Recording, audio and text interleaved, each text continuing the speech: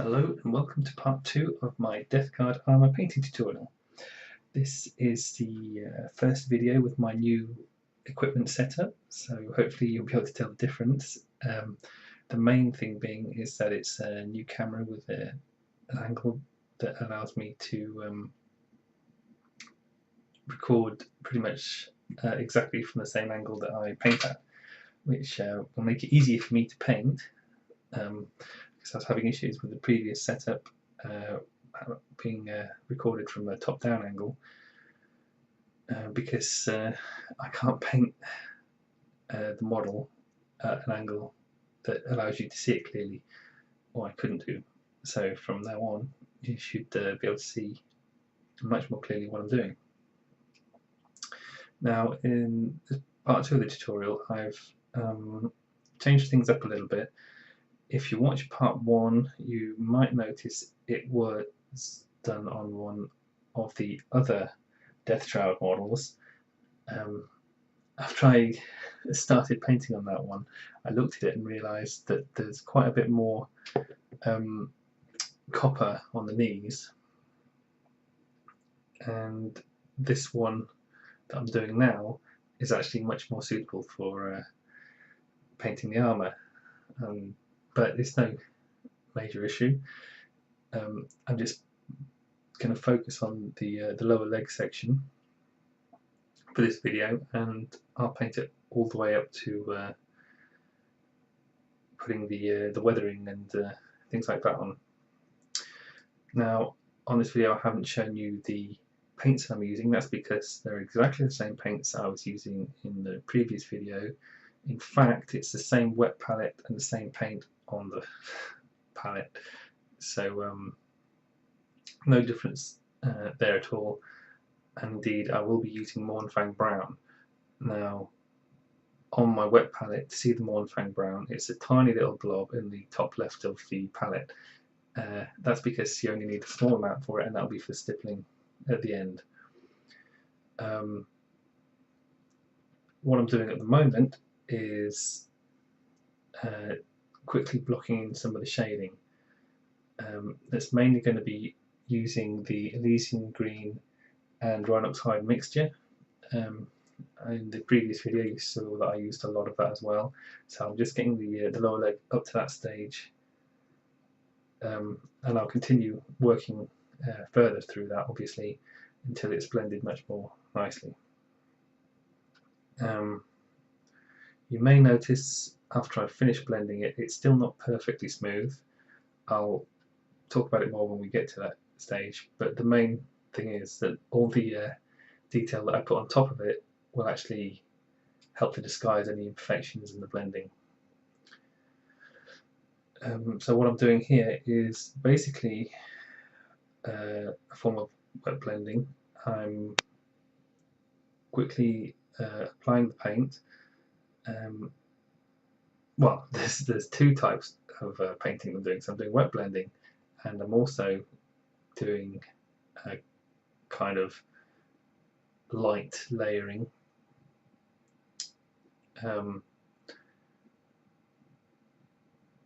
So the layering comes in here, and what I used there was straight Rhinox hide. I know in the video it looks very dark. That is how the light's hitting it with the camera straight above. So it's I'll try and fix that for future videos.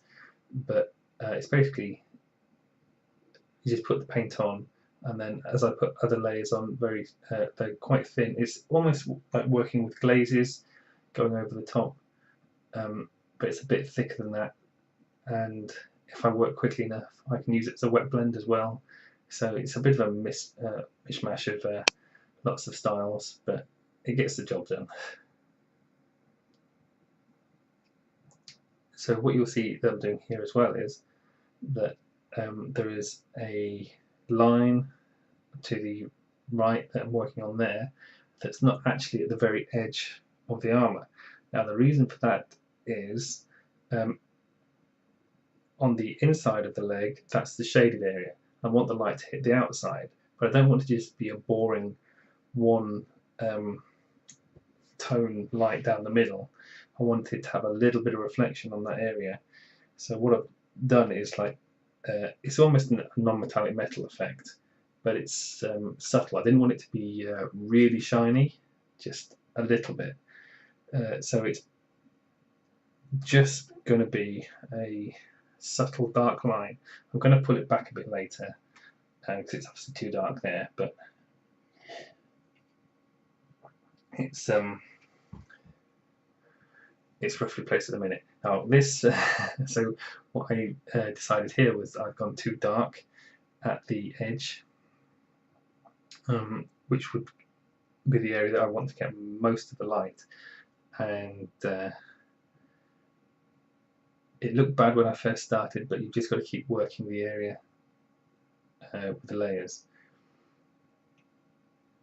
And the brush that I'm using is, again, I've mentioned it previously, it's a size 1 broken toad. That's an old one, it's all worn out, so the end is quite fat.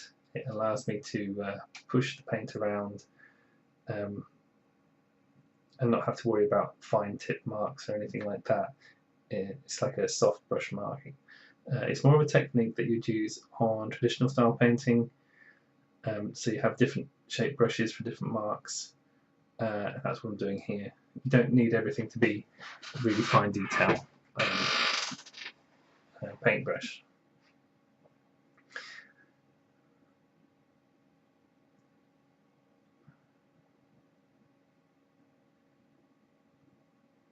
So this area that I'm painting in at the moment is where I want the light to be catching the most. I'm having to do slightly artificial lighting just to make it interesting. So I'm having the light be more concentrated at the bottom of the leg because it flares out a little bit, and I want it to kind of softly and smoothly spread out from that area, while still keeping that that dark reflective area next to it. But then there's a light area again on the far side of that, which, as I said previously, will then contrast against the shadow on the inside of the leg. There should be, I'll put a photo at the end which should give you an example of what I'm talking about there.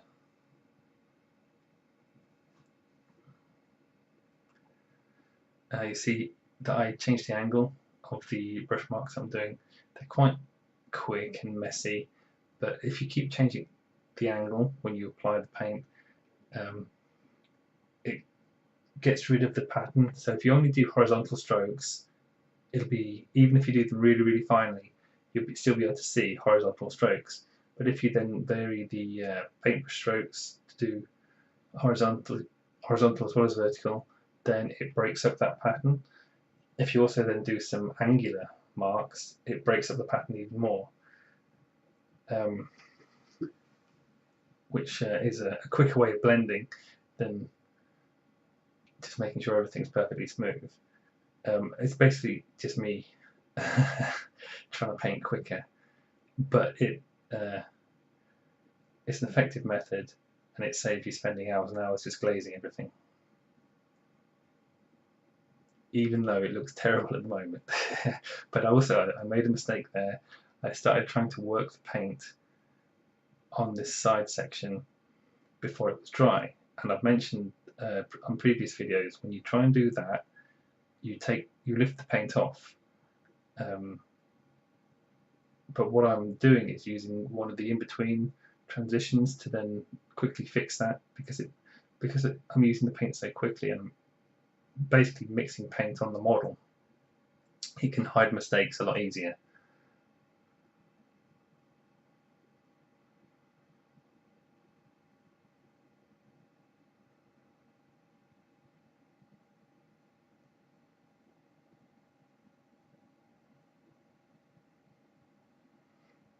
So I'm still having to pull back a little bit on that that corner where I rather foolishly painted it in dark to begin with. But that's one of the pitfalls of painting on video.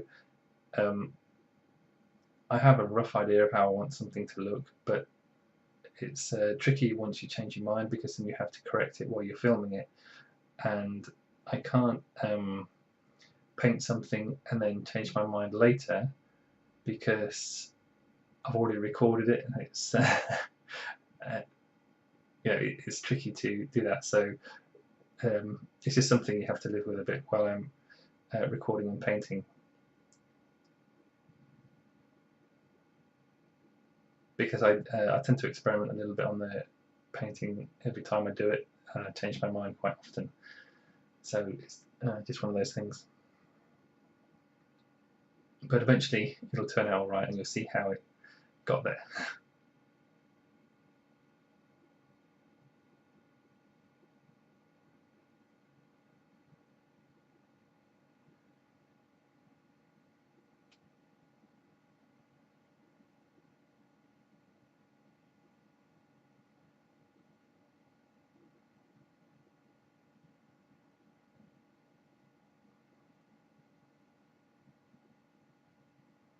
So just adding a few touches on the what it is there's a hard line. It's almost like a fold line or crease going down the foreleg and the knee pad, which it was on the original Terminator as well. So it just gives you that option to create that really nice contrast between the light and shadow when you look at the model from the front. Obviously it's not quite as easy to see it from here.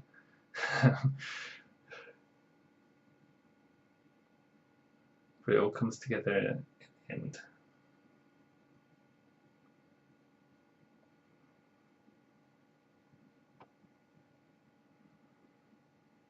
Now, because on this video I take this stage all the way to the end, this will in effect enable you to paint all of the armour on the model using this technique.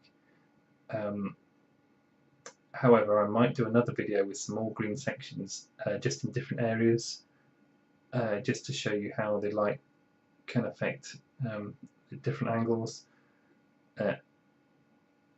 and smaller and larger areas, things like that. Because obviously there's still quite a lot of the model to paint, so I might as well show you how to do different areas. I'm also going to show you how to paint the tentacles,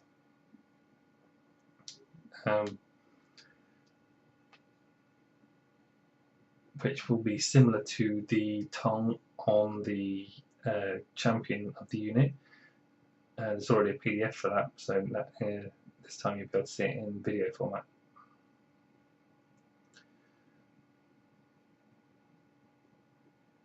You can see, because I messed there's one thing to note when you make mistakes with painting.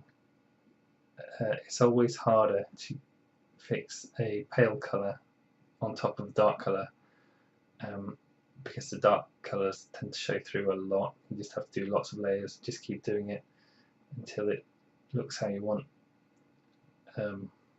It's very, very hard to get a nice smooth finish. You need a lot of layers, because I went way too dark on that. As you can see, it's starting to look alright now. The other benefit is, because there's that big hole in the armour as well, I will put some streaking coming down from it, all sorts of things like that. So the stippling patterned effect on the legs and the streaking and things like that, they all help to trick the eye into thinking it's a smooth blend.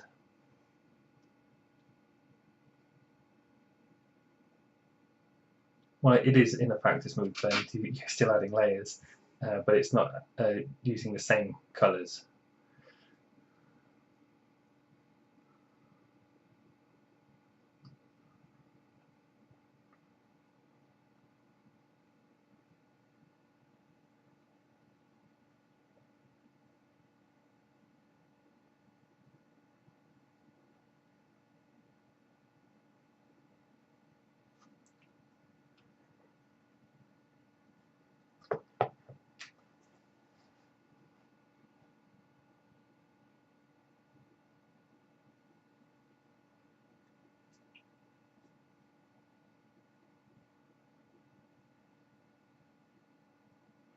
So now I'm just going to paint in the battle damage.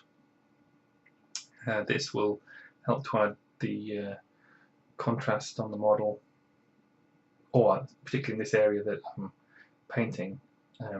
It starts to neaten it all up, and you can see much more clearly how it's going to look at the end.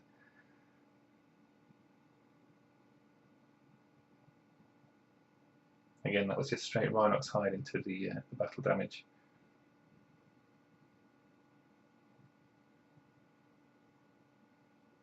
Now on the rest of the model, and on the Chaos Champion as well, on all of these battle damaged areas, I've painted little yellow glowing dots inside.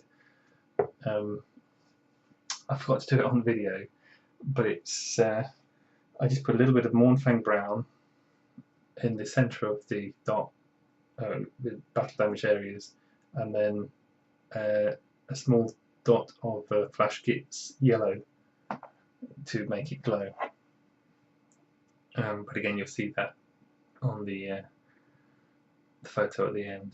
So I'm just adding some highlights now. I'm using a finer brush. I think size 0 I'm using. Using the edge of the tip and just highlighting the lower edges, so how light would actually catch these areas. Don't highlight the upper edges, because then although it'll make the whole area pop, it doesn't look natural.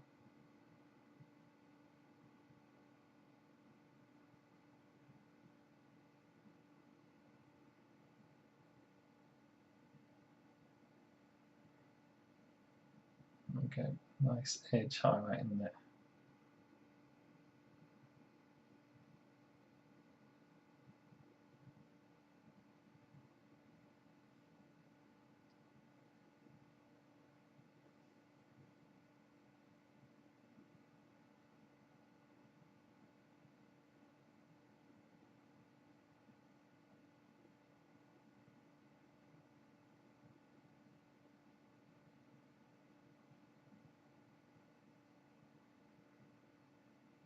Still just tidying up that bottom transition. You can see it's not a perfect transition in the photo, in the video, but remember it's zoomed in quite a bit. When you see it in real life, you can't see these marks very easily at all.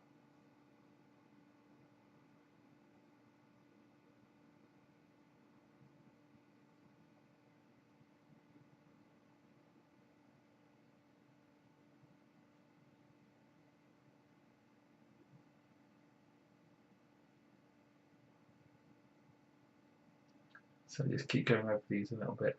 One thing you will find with a lot of paints, once they dry, the colours become more muted. It can happen particularly in lighter colours.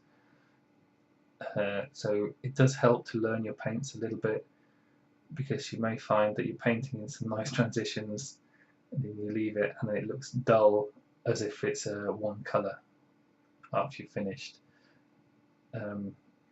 There's not any rules for learning it, you just have to practice with the paints and see how it works, if the colour that you've used goes dull or not afterwards.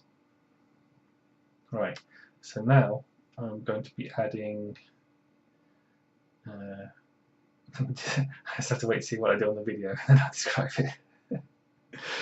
I think I'm adding the stippling now. Yeah.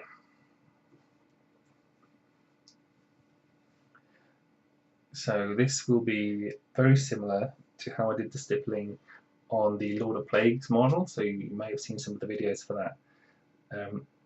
It's not quite the same. These are much more controlled dots. They're further apart. I want you to actually be able to see the dots. It's not done as a pattern though. Like, it's done as a random pattern. So try not to have the dots in lines or in alternate spaces, things like that. Spread it out evenly, and just keep going. Unfortunately, my other camera there ran out and I forgot to restart it for seeing me use the wet palette, but it doesn't really matter now because all we're going to be using are these dots of Mournfang brown and also the Rhinox hide for the darker areas, and you'll be able to see which one's which depending on where I paint them.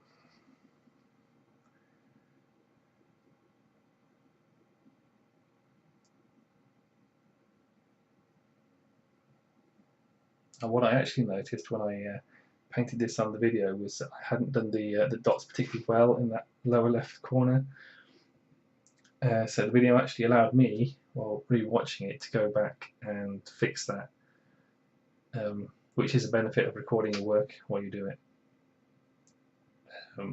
Because these areas are quite small, if you don't focus on them closely after you've finished, you may miss slight imperfections that you've painted.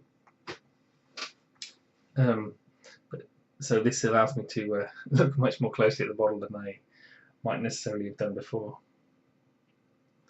As you can see, it's just very careful dots over and over to create that sort of pitted, well, it's not really pitted, it's just kind of a dappled armour effect, slightly weathered and old.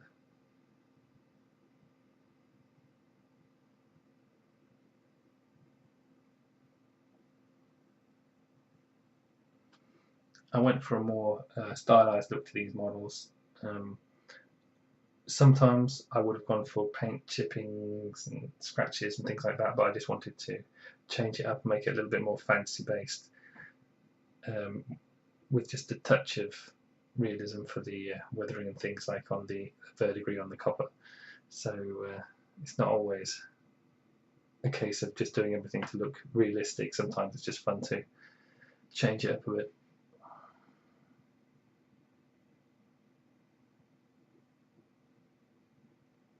So actually what I'm doing there is just a couple of dots of the highlight colour on the brightest area on the curve. But I decided that you can barely see them anyway. It's not really worth doing them. If you look really, really closely, you might spot them, but I really wouldn't worry about it. I was just wasting my time there.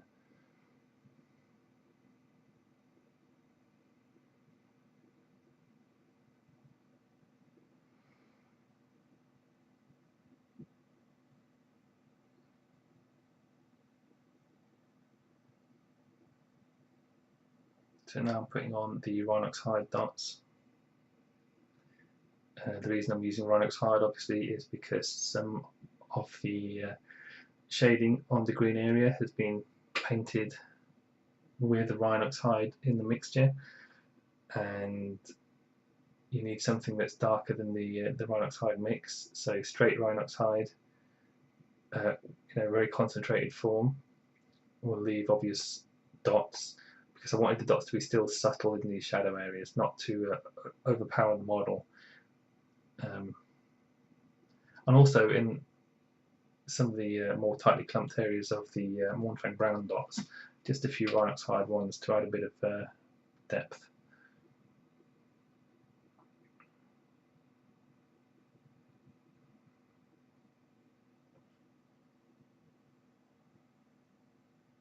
As you can see, it didn't take that long to do all the stippling on it, and it's quite a fun thing to do.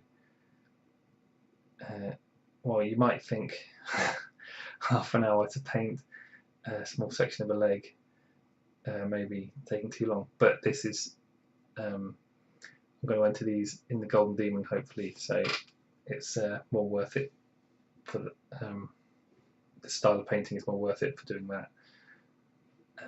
But you can still use an adapted style of this that could be quicker for tabletop gaming.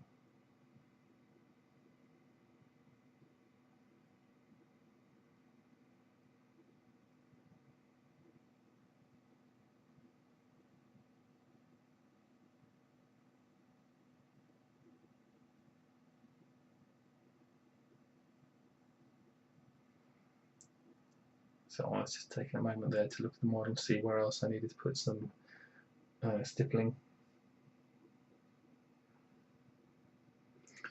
You can see they're very light touches with the brush. You have to be careful. It's only a very small amount of paint on the brush. If there is too much paint on the brush, the paint will blob. So always wipe the paint off on something. I generally use my thumb, but be careful that you generally want to make a round dot. So that's the other benefit. So if the tip on your brush is too pointed, it can be tricky to get those nice repeatable dots. Some people I know actually cut the very tip of their paintbrush off. I do on occasion for other reasons, but if you do that, say for painting eyes, having a slightly thicker end on the tip of your paintbrush helps you to get a nice round dot, rather than almost you can get kind of a triangular mark when you use a paintbrush with a very sharp tip on it. But there's all sorts of different ways, so don't go cutting the tips of your paintbrush off just because I said that I do that sometimes. Okay, so here I am putting some red glazes on. Now, I didn't mention this colour in the previous video, and it wasn't in my palette because it's a glaze, so it would be on my circular palette with the wells in when I do this. But unfortunately, as I said, I forgot to restart the video. But anyway, so it's Evil Sun's Scarlet. It's a Citadel Games Workshop layer paint, really nice red. It's very heavily watered down for this glaze. I'll add it to the description as well if you need to go and find it. So what this is doing is just tying in all the stippling a little bit, and it adds a really nice tone. It's so subtle. It slightly dulls down the green a little bit, adds a nice bit of contrast. It ties it in with the champion model as well, because I put quite a bit of red glazing around the teeth on his belly, and obviously this model doesn't have any of those sort of details. It's a much less flamboyant model. While I still want to tie all the models together, and these red glazes are just they make it look almost like a tasty apple or something like that, with a bit of fruit with a nice bit of red tinting on it. So here what I'm doing is the streaking from the bullet hole. I think it's something like that anyway. This is just Mournfang brown streaks. It's the same Mournfang brown that I used on the palette for the stippling. So it's reasonably thick, but not so thick that you couldn't play about with it a little bit as you apply it to the model. So these are, because the leg is bent slightly forward, these streaks go, they aren't vertical, they almost match the edge line on the front armour plate, but not quite. You have to kind of just judge it for yourself where the vertical line would be if the leg was straight. But then I've added a little bit of Rhinox hide at the top of the streaks just to make them thicker, and then so the idea is it looks thicker, whatever gunk is coming out of that hole, thicker at the top, and then the lip, as it runs down, it's spread out more. So there's the model from the front. You can see the shading that I talked about on the inside of the leg.